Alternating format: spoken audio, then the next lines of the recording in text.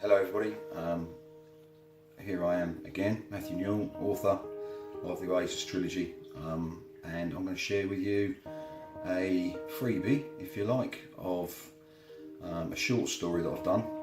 Hopefully you'll like it, but more importantly it's to highlight Alzheimer's and how it can affect people and family, which I think is quite important. So yeah, here we go. So this is a short story entitled Vow To Forget. And here we go. Having parked up for some considerable time outside her elderly dad's bungalow, Kaz hastily exited the car and made for the front door. She hit end on the cell phone and stopped to look at the smoke that billowed from the rear of the property. At least the fire brigade would be here shortly.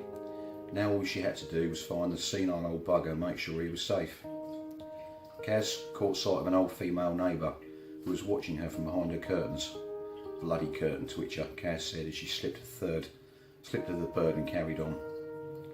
Fumbling for her keys in the thick smoke that drifted across her vision, Kaz couldn't work out which was which as she became blindsided and almost tripped over a pile of charity bags piled up by the front door.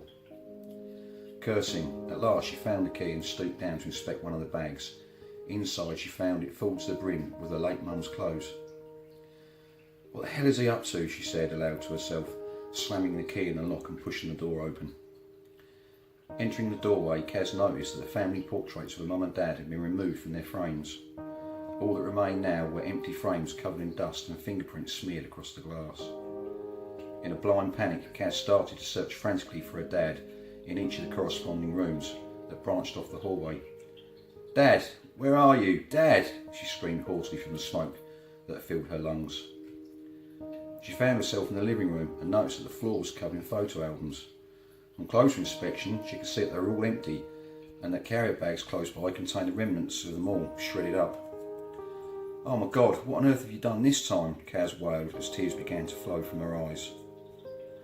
Stealing her gaze away from the shredded memories, Kaz saw that all her mum's ornaments had also been removed from the glass cabinets, leaving clean spaces where the dust had gathered around them over time. Fleeing from the room, she began to holler and shout to her dad as she pushed open the remaining doors from the adjacent rooms.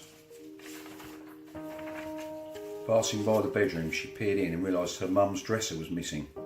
"Dad, for God's sake, where are you?" she sobbed. At last she found herself in the kitchen at the rear of the bungalow and caught sight of her frail dad sitting on a chair in the garden, tossing items into a large and out of control bonfire.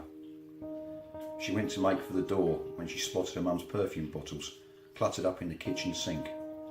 They had all been emptied and the fragrance was obnoxious against the foul stench of the smoke that wafted in through the open window.